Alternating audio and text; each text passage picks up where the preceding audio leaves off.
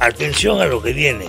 Yo me estoy enterando antes de esta secuencia con el señor Magno Salas de cuál es la realidad del transporte de carga pesada en el Perú. El señor Magno Salas es el presidente de la Confederación de Gremios de Transporte de Carga Pesada. Señor Salas, buenos días. Buenos días, señor Chema. Qué gusto de... Gracias por venir, señor. No, y Enrique Cornejo, a que usted conoce muy bien, que no es la primera vez que vendrá, ni por supuesto será la última, al contrario. Va a venir con mucha frecuencia. Bueno, tenemos el marco de lo que ha sucedido ayer, que incluye a varios gremios de transporte urbano, digamos así, de pasajeros. Señor Salas, comienzo con usted para que le cuente al público su gremio, qué representa, qué significa transporte pesado de carga en camiones. Por favor. Nosotros movemos la economía del país. Hacemos el transporte de carga desde Tumbes hasta Tacna, de norte a sur y de este a oeste. Abarcamos todo el territorio nacional y más o menos participamos en el Producto Bruto Interno en un 10% de contribución con impuestos. Para que tenga conocimiento el país, del 100% de lo que nosotros compramos combustible, el 36% es impuesto. De cada 1.000 soles, 360 soles pagamos de impuesto indirecto, aparte de del impuesto directo que contribuimos como el IGB y también las detracciones que tenemos, que es a promedio el 4% de cada factura que emitimos. ¿Cuántos camiones integran su gremio? Tenemos más de 300.000 camiones que son miembros de nuestro... 300.000 camiones. Sí. Por último, carga pesada, ¿a qué se llama? ¿A partir de cuánta carga? Estamos considerando a partir de 5 toneladas. De 5 toneladas. 300.000 camiones. ¿Han tenido ustedes problemas de seguridad? Sí, definitivamente. En el norte nos han matado 2 dirigentes de transporte, transportistas, no dirigentes transportistas, y también a uno de nuestros dirigentes en Tumbes fueron a amenazarlo, fueron a buscarlo para matarlo. Y con el transcurso de los días el papá se asustó y falleció con uno de los dirigentes que teníamos, que es el señor Augusto Alcántara. Correcto, había escuchado el nombre. ¿Y esos qué son? ¿Por cupos? No, el problema que nosotros tenemos es que hemos denunciado ya hace 4 o 5 años el tema de el contrabando de combustible, que le hace mucho daño al país, que son una evasión y ilusión tributaria, que son más de genera un perjuicio al Estado en más de 2.000 millones de dólares por año. Hemos trabajado con el Ministerio de Transportes para ver cómo se puede legislar para que el transporte de combustible que ingresa tanto de Tumbes como de Desaguadero, que entren con una limitación, porque eso es lo técnico, lo legal, pero lamentablemente no se ha podido legislar y los acuerdos que tenemos con la comunidad andina van en perjuicio de nuestro país. En perjuicio de nuestro país. Sí, entonces, a raíz de eso, cuando nosotros estamos sacando las normas para controlar eso, el sicariato, pues, como mueven muchos millones y hay muchas personas involucradas, y evidentemente han estado detrás de los dirigentes, ¿no? Eso es lo que ha pasado. Enrique, ¿qué te parece esto? Bueno, una demostración más que el crimen organizado tiene más poder, más dinero y aparentemente cuenta con la inoperancia de las autoridades que permiten que ellos sigan avanzando en desmedro de quienes, como el gremio que representa a Magno, pues sí pagan sus impuestos, trabajan honestamente y generan crecimiento y empleo para el país. Yo creo que el paro de ayer ha sido eso, un paro. Sí, Aquí estamos mal acostumbrados. Sí, un paro es exitoso si hay violencia. No, eso ¿no? mismo. Un paro, por definición del diccionario, es cuando se detienen las actividades. Claro. Y cuando los periodistas han ido y han entrevistado a la mayoría de los que estaban caminando, algunos incluso de manera absolutamente inorgánica, ¿no? Sí, por supuesto. Cada uno era un caso. Por supuesto. Contaba su propia experiencia personal o familiar con respecto a la inseguridad. Esta mañana yo hice mi editorial diciendo, mucho cuidado, este es un paro de empresarios. Sí, claro. Y de ciudadanos. Y de ciudadanos. Y de comerciantes. De empresarios, del capitalismo popular, sí, de los emprendedores, de lo que tanto se habla, pero que los políticos profesionales se olvidan de eso, sí, todos los días. Y yo creo que eso es lo primero que debe cambiar. Ese es un problema muy grave. Esta falta de sensibilidad de quienes nos están dirigiendo con respecto a los temas que preocupan al ciudadano común y corriente, Es lo primero que enerva y genera todavía una mayor desconfianza y una mayor, vamos a decir, indignación. Lo primero es, primero es tomar conciencia del problema en todo, ¿no? Cuando ocurrió el terremoto de Pisco, ¿qué pasó? Todos tuvimos que concentrarnos en cómo ayudar para salir de este problema. Obviamente. Cuando empezó la pandemia del COVID, ¿qué tuvimos que hacer? Luego del shock que nos provocó, tomar decisiones de emergencia extraordinarias frente a una circunstancia que no habíamos planeado.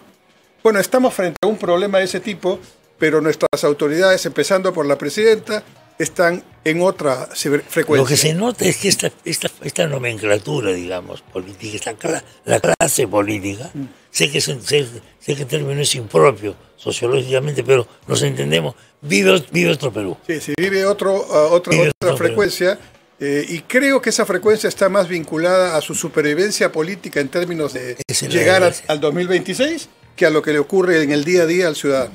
Señor Salas, cuando ustedes han planteado estos temas, lo del sicariato, lo de la violencia, lo de esta cosa escandalosa del contrabando, le digo, sí. Vea. Ese abrazo Perú-China se seguirán fortaleciendo. Muchas gracias. Bien, palabras de la Presidenta de la República, Dina Boluarte. Bueno, la Presidenta Dina Boluarte, pues estábamos con el señor Magno Salas. Tuvimos una intervención de Enrique Cornejo comentando la primera que hizo el señor Magno Salas, muy crítica a todo aquello que tiene que ver con la indiferencia que el gobierno y el Congreso al unísono prácticamente están teniendo frente a estas movilizaciones sociales, cuyo interés evidentemente no es ganar un puesto o una curul o hacer una campañita de tipo que mueran tres y no. El interés es un interés de empresarios, como los señores, por ejemplo, que representa el señor Magno Salas. ¿Cuál es su posición? Ustedes han hablado con el gobierno de esto. Por ejemplo, ¿qué les dicen del asesinato de estos señores? ¿Qué les dicen del contrabando del combustible? Miren, a ver, no se puede hacer solo teniendo buena voluntad si no hay acciones políticas. Realmente nosotros estamos desconcertados porque habiendo una evasión de tanta cantidad de dinero, las acciones que hemos hecho han sido muy débiles. Y es más, tanto así que el ministerio ha tenido que coadyuvar con otros ministerios para que se legislen, inclusive con la intervención del Congreso, pero nosotros siempre desde un inicio les hemos dicho, en nuestro país lo que tenemos que hacer es tener la mano dura. No podemos legislar a favor de los países extranjeros. Pero sin embargo, creo que, por ejemplo, que es importante manifestar la posición que tenemos sobre las medidas de protesta que se han iniciado. El gobierno tiene una lectura diferente. Nosotros, quien le habla, ha participado de las reuniones para las medidas de protesta de ayer, que nos solidarizamos, no la compartimos porque no es la medida adecuada, igual con la del 12 de noviembre, que querían hacerlo indefinido, pero sí es importante decirle a la población que sepa que tenemos que ser responsables. Hay un evento muy importante para el país, y que la paralización del 12 va a ser de 24 horas, diciéndole al gobierno, corrige lo que estás haciendo mal. Haciendo las cosas de la misma manera no vas a cambiar. Posición cambia situación. ¿Qué necesitamos hacer? Renunciar al pacto de San José, porque lo único que han hecho estos acuerdos es defender a los delincuentes y proteger efectivamente a los que hacen mal uso del dinero del Estado, que es la corrupción. Eso tenemos que corregirlo. Entonces, para eso necesitamos renunciar, hay que renunciar. No solamente eso, nosotros estamos pidiendo... ¿Usted considera que hay una relación entre el pacto de San José y la delincuencia? Por supuesto. Hay una relación. ¿Por qué? A ver, le explico. Los derechos humanos protegen a los delincuentes. Mire, imagínese, por ejemplo, ese policía en Cajamarca. Le han dado 15 años de prisión por haberlo asesinado. Cuando el policía ha estado defendiendo a un ciudadano de bien. ¿Les parece correcto? No, pues. Estamos mal. Por eso solicitamos... No, obviamente estamos mal. Lo que me da curiosidad es decir, ¿qué tiene que ver el pacto de San José con eso? ¿Hay una relación? ¿Ustedes lo ven como una relación? Por supuesto. ¿No es una medida muy extrema? No. Yo creo que, a ver, los países que se han ido desarrollando, como Singapur, como, a ver, por ejemplo, Estados Unidos, no ha suscrito ese pacto. Porque hay que proteger a la población, a los ciudadanos de bien. O sea, yo creo que es necesario hacer un cambio de segunda generación en donde se tiene que corregir lo que está mal. Entonces, ¿qué se tiene que corregir? Se tiene que reestructurar, solicitamos que se reestructure el Ministerio Público, donde igual el Poder Judicial, donde sea meritocrático. Las autoridades políticas no deberían elegir ni a los fiscales ni al Poder Judicial. Deberían ser, en el Perú, si somos tan buenos en economía, hemos mejorado muchísimo, debemos mejorar. Eso significa romper con las posiciones de dominio y prácticas monopólicas que realizan las multinacionales. Hay que corregir, hay mucho por hacer. Pero al margen de eso, en este tema del Poder Judicial, yo creo que básicamente tiene que ser meritocrático. No podemos tener, como el señor Salas Arenas cuando lo entrevistan en Arequipa, porque él viene de allá, le dicen, señor, por el mismo caso a otros usted lo ha sacado y aquí en Arequipa, ¿por qué? Expliquen. Y lo único que dice, no estamos en ese caso, no voy a responder. Entonces no podemos tener funcionarios con ese estirpe que lo único que hacen, para unos miden con otra medida y para los otros con otra medida. Esas cosas le hacen daño al país. La sociedad ahora es más culta, más educada, sabe más, tiene mayor comunicación y eso tiene que cambiar. De acuerdo, Enrique. Bueno, ¿Cómo ves? me parece muy bien poner en la agenda temas como el Pacto de San José. Yo no sé si habrá que retirarse. Yo creo que lo que habría que hacer, y nuestra Cancillería es muy buena, yo confío mucho en la capacidad de nuestros diplomáticos, es hacer un planteamiento. Probablemente otros gobiernos podrían seguirnos, y decirle al Pacto de San José, miren, tenemos que cambiar estos temas. Y si no cambian estos temas, bueno, estamos mal.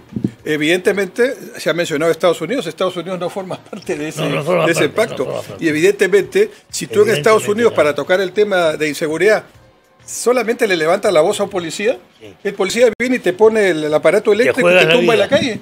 Sí. Y absolutamente eso lo saben todos. Y por lo tanto, claro, cuando hay abusos, que a veces hay por razones de temas raciales, bueno, ahí intervienen los poderes independientes. Un poder judicial que no obedece al gobierno, que no está vinculado al Congreso, ¿no? Y por lo tanto, el balance de poderes permite desarrollar las tareas que supuestamente la Constitución les da. Lo que pasa es que, Chema, Magno, es más difícil hacer estos cambios en democracia. Normalmente esto se hace con procesos dictatoriales, ¿no? Entonces, en democracia tenemos que hacer algo previo. Y como todos los que estamos en esta mesa somos demócratas, porque nos ha costado mucho salir de las dictaduras, entonces hay que retomar la pedagogía del diálogo, ¿no? Por ejemplo, escucho a Magno, él tiene cifras. Tiene sus experiencias, tiene sus datos y tiene sus propuestas. Ok, ¿por qué no empezamos a esa cultura de retomar el conversar respetándonos? Y de ahí, con toda seguridad, es mi experiencia, vamos a encontrar 2 o 3 caminos de solución que no serán perfectos, pero nos van ya dando la señal. Lo que creo que la población, como tú dices, se da cuenta, y lo que más le molesta es el engaño, el reiterado, digamos, tema de que ofrecen una cosa y nunca lo cumplen. Y este tema de la seguridad ya se volvió... se desbordó porque ustedes deben conocer, has comentado, Magno, el tema de la frontera de Tumbes, pero en La Libertad este tema de los cupos existe hace muchos años. Perú hace 35 años entonces, acreditado. Lo que está pasando es que nosotros, nuevamente, con nuestro centralismo limeño, empezamos a verlo aquí y decimos, ¿qué pasó? Recién nos preocupamos. Como ocurrió con Sendero y Las Torres. ¿No es cierto? Que nos dejaban oscuras y decían, caramba, y Sendero ya estaba hace muchos años en nuestro país. Entonces, yo creo que hay que provocar que el grupo, digamos, la clase política, en fin, para que se entienda, ¿no?, tenga que reaccionar, y aquí tienen que reaccionar los partidos políticos, por lo menos los que tienen ideología, doctrina, los que tienen cierta capacidad de poder hacer propuestas, porque también hay muchos partidos políticos, y la ley electoral lo permite, que son cascarones, ¿no? Totalmente, que solamente están esperando quién va a ser candidato y si pasan esa valla. Entonces, retomar el tema, darle la importancia que tiene y retomar la pedagogía del diálogo con respeto de todos los que quieran dialogar, porque también hay quienes no quieren dialogar, ¿no es cierto? Los conocemos. Eso me parece que es algo que hay que empezar. Nos va a costar porque estamos muchos años en este pensamiento no único, pero compartimentalizado. Cada quien da su idea, al final queda en una entrevista o queda en un discurso o queda tal vez en una reunión, pero no va avanzando. Y así no se avanza, no se logra soluciones, ¿no? ¿Qué va a pasar? ¿Va a haber un nuevo paro, señor Magno? Sí, hay un paro programado para el 12. Para el 12, sí. Yo entiendo que la lectura de la clase política, como dice acá, es complicado. Yo lo único que le sugiero a los políticos que hoy día están gobernando, que escuchen a las calles, porque cada vez se va a ir agravando, porque después de Se esto va agravando. va a haber una huelga indefinida para febrero. Sí, yo veo eso, yo veo un paro nacional. ¿No? Y están todos los gremios, o sea, gremios de transportistas, de carga, mercados, la sociedad civil, se está juntando adicionalmente el tema de que ese paro no es contra la señora Dina Boluarte, no es contra el Poder Legislativo, es contra las medidas que efectivamente no son muy buenas y que no están combatiendo la delincuencia. No hay ningún acto político del presidente, ni siquiera de los ministros. Simplemente lo que ha hecho el Congreso es querer sacar una norma para repeler las medidas de protesta, no para combatir la delincuencia.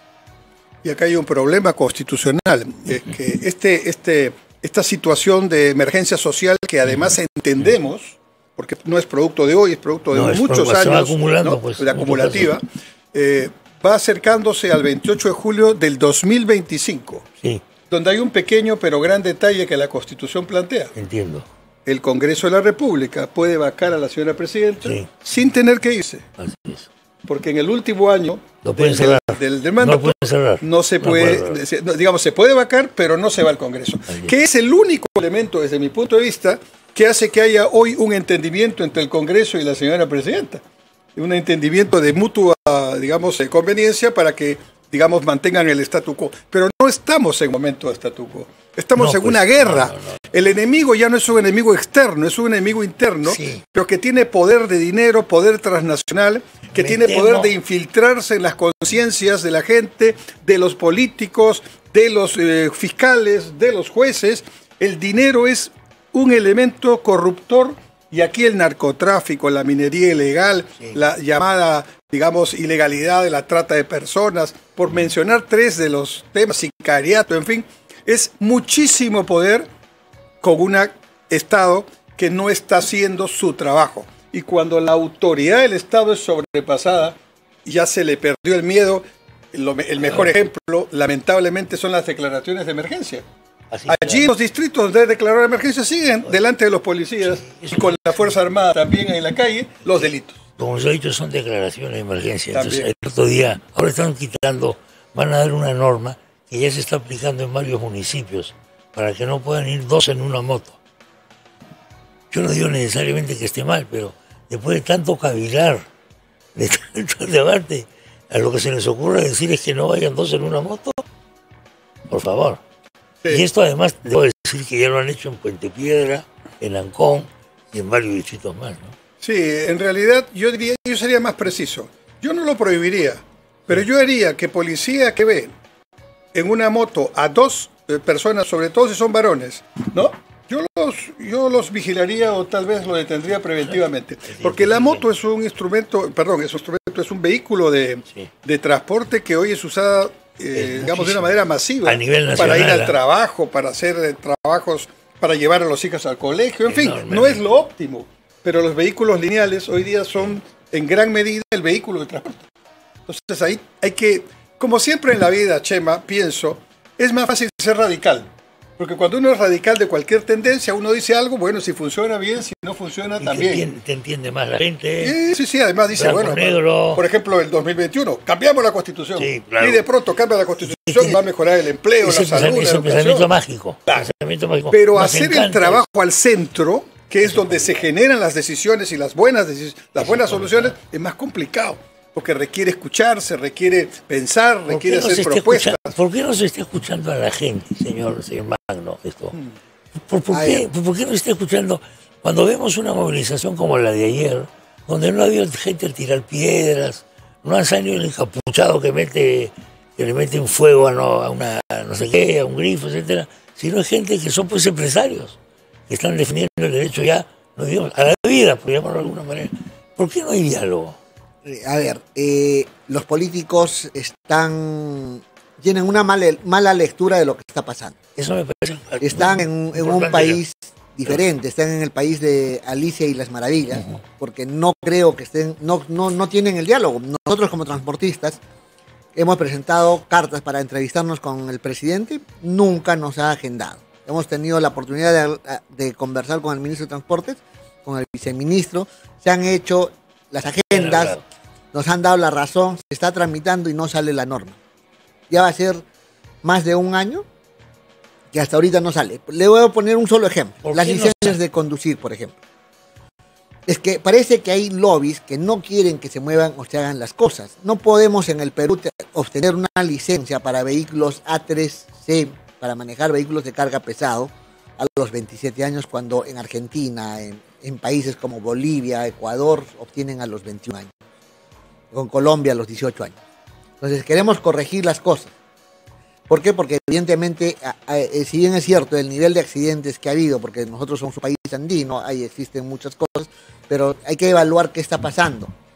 Entonces, es más, a un taxista, por ejemplo, a los 18 años, 19 años ya tiene licencia. Puede, por la experiencia o el kilometraje recorrido que nosotros hemos sugerido al ministerio, ¿dónde aprende el conductor a manejar bien? En el campo.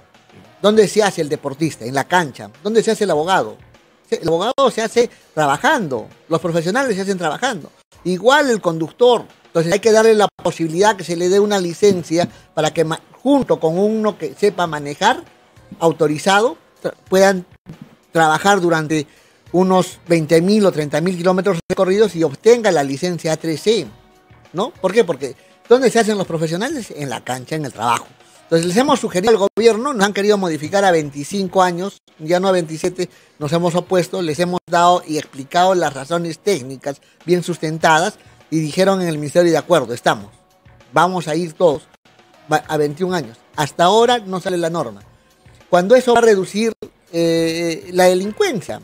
Si nosotros como Estado generamos oportunidad de trabajo para una sociedad, hay que hacerlo y tiene que ser técnico. Nosotros hemos hecho propuestas técnicas al gobierno, queremos la rapidez, no la demora, y ahora ese descontento y ese desazón se va trasladando a las calles. Vamos a ir a una pausa con su venia, por favor, señores, y volvemos de inmediato. Atención, emprendedor, es 0-0. Señoras y señores, continuamos con Enrique Cornejo Ramírez y con Magno Salas. El señor Magno Salas es, recuerdo, el presidente de la Confederación de Gremios de Transporte de Carga Pesada del Perú. Estamos hablando de 300.000 camiones, señor. Yo no tenía idea de esta, Enrique, no tenía idea de esta cifra. Sí, en tu época, ¿cuántos camiones había cuando eras ministro? No, quizás la mitad. Probablemente la mitad. Pero, en pocos años se ha duplicado. Pero yo sí veo de lo que nos está comentando Magno, que la crisis de institucionalidad y representatividad en el Perú es muy importante resolverla.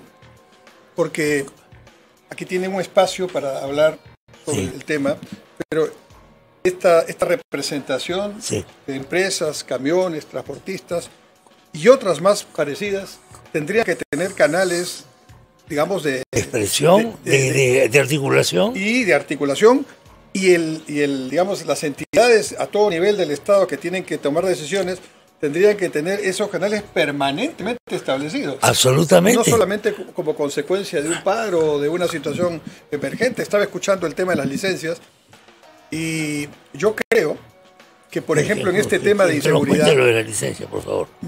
Sé que van a estar muchas personas en contra de lo que voy a decir, pero bueno, lo bueno es que no busco votos ni aplausos, ¿no?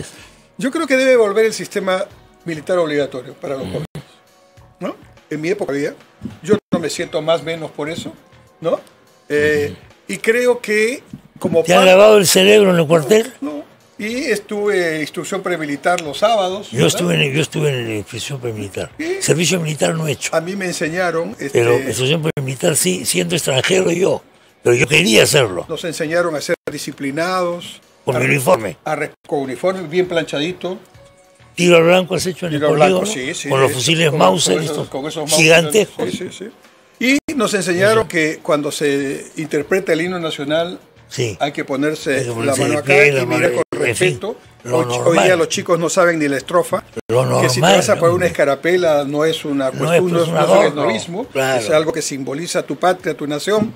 Que si una persona adulta sube a un vehículo, te paras y le cedes el asiento, ¿no? Sí, pues. Eso nos enseñaban. Y yo creo que para mi formación y la de mi generación fue buena. Hay quienes ahora dicen, no, esto es una especie de tendencia militarista, no. Pero yo agregaría algo más. Como parte del resultado de ese año o esos 2 años, un año pongámoslo, ¿no es cierto? Porque hay que poner un presupuesto por eso, ¿no? Pero, por ejemplo, podrían salir brevetados para choferes de transporte público y incluso una nueva fuerza juvenil que puede cumplir la tarea que ellos desarrollan, ¿no? ¿Por qué no? Claro. Y de paso generamos también alternativas de empleo, etcétera. Yo creo que esas ideas podrían empezar a plantearse y creo que podríamos empezar a encontrar algunas soluciones. Quisiera, Magno, que cuente usted, por favor, el tema de las licencias y el tema la energía alternativa, el combustible, vaya. Esto al cual tenemos que ir, por razones ambientales y otras. Sí, mire, a ver, el tema, completamente de acuerdo con lo que el doctor Cornejo dijo del tema de no militarizar, pero sí en el Perú hemos ido perdiendo los valores, el respeto y los principios que tiene que tener una sociedad. Comparto plenamente la idea de que es momento oportuno, porque el eje de una sociedad es la familia. Entonces hay que respetar, los hijos tenemos que respetar a los padres y definitivamente por consecuencia partícipe de una sociedad, sobre todo el respeto. Solo así una sociedad que se respete va a poder crecer, va a poder estar muy bien. Pero quiero pasar al tema fundamental, que son el tema de las licencias, el hecho de que nosotros sí hemos querido suscribir contrato con el ejército, porque nosotros como ente organizado nos han pedido, inclusive del extranjero, podemos solucionar y mejorar la calidad de vida de muchas familias en el Perú. Porque en el extranjero un conductor gana en Estados Unidos $12,000 al mes. En Europa promedio entre $3,000 a $5,000 mes. Sí. Euros. En Europa euros, sí. $12,000 al mes es muchísimo dinero. Entonces yo creo que sí podemos capacitar, creo que podemos generar una fuerza productiva enorme y esas familias pueden llevar dinero bien habido y sacar de la pobreza a muchas familias. Este es el momento oportuno de hacer esos grandes cambios. Yo espero que el ministerio lo haga a la brevedad porque es en beneficio no de un grupo ni de un sector, es en beneficio del país. El otro tema que me estaba usted comentando, el tema de la energía. Estamos haciendo un cambio generacional de petróleo a GNL y a gas natural, ¿no? Ya el GNL ya tenemos en el norte, también en el sur. Se está demorando las autorizaciones. Aparte de las autorizaciones, se tiene que romper el esquema. Realmente las estaciones tienen que viabilizarse para que cuando una estación de servicio quiera implementar su gas natural, se le dé las facilidades del caso y la comercialización tiene que ser abierta, no cerrada. Esto conlleva a tener ciertos problemas en el mercado y de una posición de dominio en donde el gas va a ser caro. Lo que queremos es que sea competitivo. Y la idea es que efectivamente tengamos una política adecuada en la cual... Ahora, ¿cómo funciona ese negocio? Ahora tenemos en 2 grupos económicos importantes que gracias a la empresa privada, gracias a ellos, se está masificando. No es porque el Estado haya coadyuvado. Independientemente ellos están apostando y me parece bien, pero también eso se tiene que abrir ese mercado. Tiene que haber más competencia, dice usted. Por supuesto, se tiene que abrir ese mercado porque no puede estar concentrado. No nos olvidemos que la posición de dominio en el artículo 61 de nuestra Constitución prohíbe esas posiciones de dominio. Entonces hay que reglamentarlos, tiene que actuar Indecopi, ¿no? Indecopi nunca debió permitir que la empresa china tenga la concesión de luz en todo Lima o un solo grupo económico. Esto le hace daño a la economía, pero no sé cómo permiten, porque eso no tenemos que ser genios ni videntes para decir que esto está mal. La economía es simple, cuánto ingresa y cuánto sale. Acá, si hay una sola empresa que hace la distribución, está mal. Porque un consumidor, si uno quiere libre competencia, tiene que decir, ya no quiero de Juan, quiero de Pepe ahora porque me va a vender más barato o el servicio es mejor. ¿Eso funciona, Enrique, también en ese mercado? Pero, claro. ¿O es algo especial? No. Yo creo que lo que se está manifestando es absolutamente lo necesario.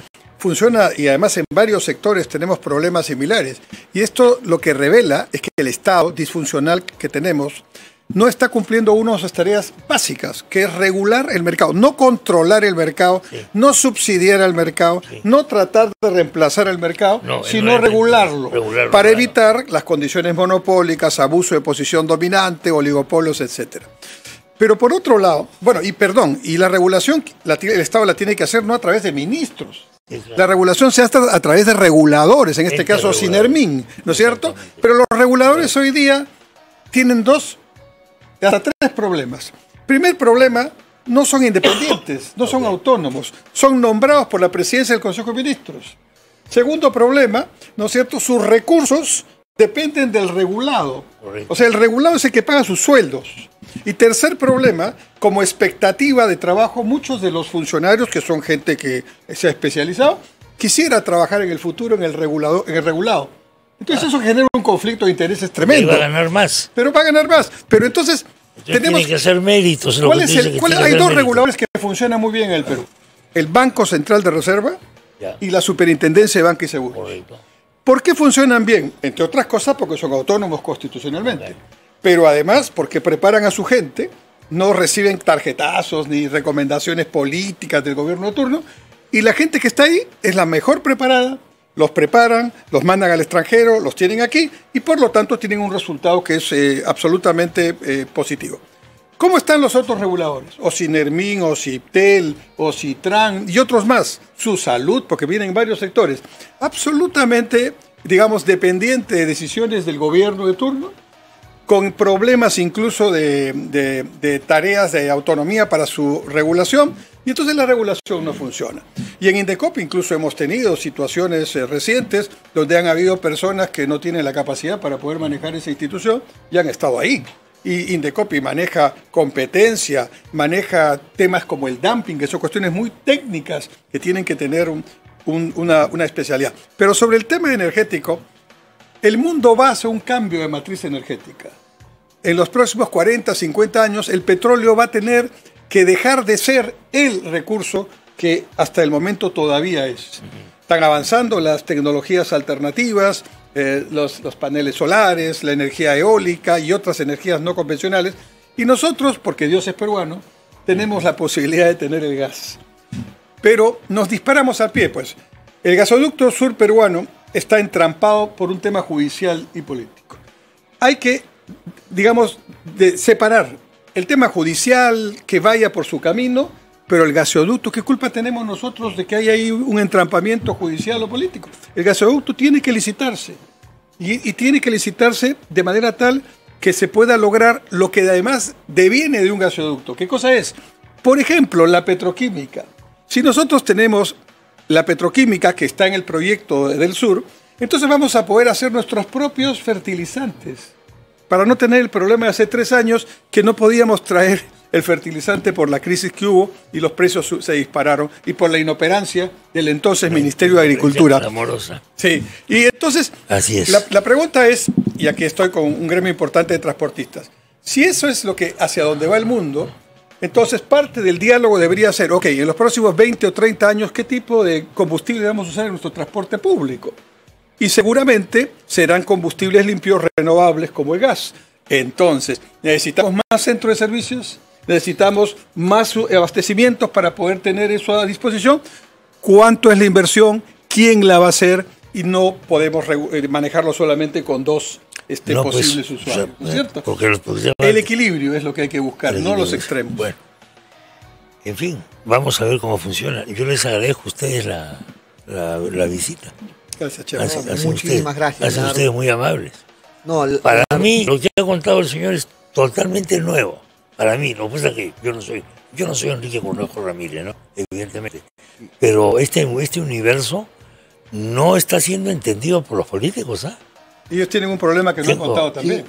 Hay los camiones informales que no hacen todo lo que ellos hacen, no pagan sus impuestos, no hacen la detracción y le generan una competencia, digamos, desleal. Sí, mire, antes de despedirme, sí quisiera que me den un par de minutos. Ya vamos a hablar del dumping. Nosotros, en la comunidad andina, al tener el combustible de Ecuador subsidiado y el de Bolivia subsidiado, el Perú puede imponer una tasa impositiva tributaria de dumping, porque no puede permitir que efectivamente entren servicios subsidiados.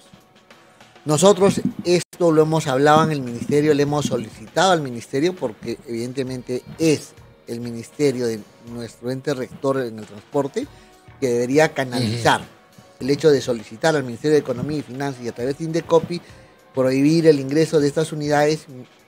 Por eso tendrían que ingresar con un combustible mínimo, pero no hay nada de eso. Es más, cuando nosotros hablamos, cuando salió el gobierno de Castillo, ¿no? Y nosotros le hemos dicho al gobierno de turno, porque nosotros no tenemos preferencias políticas, sino conversamos con los ministros de turno, lo único que le hemos dicho, señores, dennos igualdad de oportunidades y condiciones. Si al transporte internacional no le cobras impuestos, a nosotros no nos cobres, pero si me cobras, permite que esos ingresen al Perú, pero que compren combustible peruano. Las pistas estas están hechas con nuestros impuestos. Absolutamente. Entonces no es posible que a ellos les den tanta ventaja y adicionalmente a eso, por ejemplo, en el Perú se ha prohibido importar vehículos con una tecnología anterior. Estamos con Euro 5 ahorita y va a ingresar Euro 6. Entonces, no vamos a poder importar vehículos con una tecnología inferior a esa. Pero, sin embargo, al transporte internacional pueden ingresar con vehículos de hace 40 años y no está prohibido. Entonces, esas consideraciones es increíble que no lo quieran hacer. No hay una decisión política. Porque si la hubiera, al día siguiente dejarían de ingresar. Nos estamos yendo al suicidio. Bueno, señor Magno y Enrique, gracias por la visita. Gracias por la invitación. Gracias a ustedes, muy amables. Muy buenas tardes. Amigo conductor, justamente.